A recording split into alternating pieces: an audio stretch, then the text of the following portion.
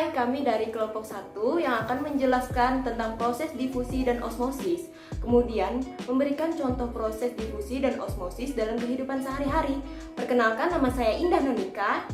Nama saya Salim Patricia Tiono. Saya Breti Brusemiring. Nama saya Nika Damsela. Nama saya Wahyunika Brutarigan. Saya Gamaliel. Baik, saya akan menjelaskan yang pertama adalah pengertian difusi. Difusi adalah peristiwa mengalirnya atau berpindahnya suatu zat dalam pelarut dari bagian berkonsentrasi tinggi atau hipertonis ke bagian berkonsentrasi rendah hipotonis. Perbedaan konsentrasi yang ada pada dua larutan tersebut disebut dengan gradien konsentrasi. Kami akan memberikan contoh proses difusi dalam kehidupan sehari-hari. Memasukkan teh celup ke dalam masing-masing toples. Yang pertama toples yang berisi air dingin dan yang kedua toples yang berisi air panas. Kita pasang timer selama 15 menit, lalu kita lihat serta catat apakah ada perubahan antara air panas dan air dingin. Pada toples air dingin tetap bening, dan pada toples air panas sudah mulai memerah. Pada toples air dingin kuning kecoklatan dan pada toples air panas coklat kemerahan. Pada toples air dingin kuning kecoklatan dan pada gelas air panas coklat kemerahan. Setelah 15 menit, toples air dingin berwarna coklat muda dan toples air panas berwarna coklat kemerahan.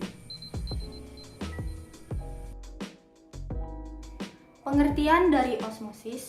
Osmosis adalah perpindahan molekul pelarut atau misalnya air melalui selaput semi-permeabel dari bagian yang lebih encer ke bagian yang lebih pekat atau dari bagian yang konsentrasi pelarut rendah atau disebut dengan hipotonis ke konsentrasi pelarut yang tinggi atau disebut dengan hipotonis.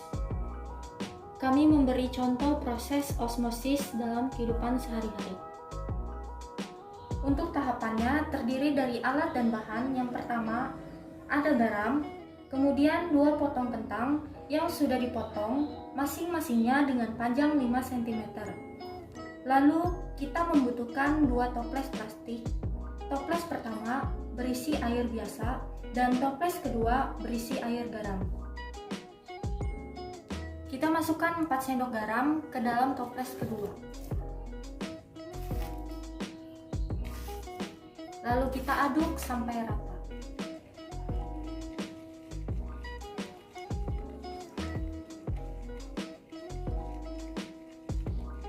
Sudah terlihat jelas bahwa air pada toples kedua airnya lebih putih, sedangkan pada toples 1 warnanya tetap bening.